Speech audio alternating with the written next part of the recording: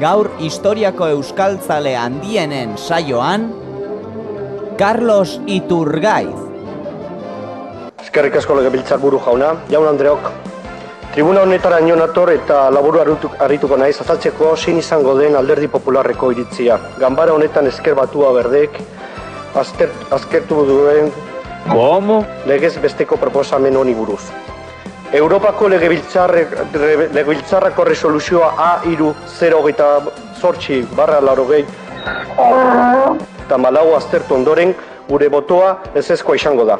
Barako horietan argi eta garbi geratzen da nola izan zen inkonstiente nik sakatu nuen botoia nahi gabe jolasten eta enredando. Nik ez dakit nozaten den euskaraz botoiarekin eta kaskosekin gaina inkonstienteki izan zen. Eta horrezegatik nik barkatu eskatzen dut. Demokrazia irabazi duela.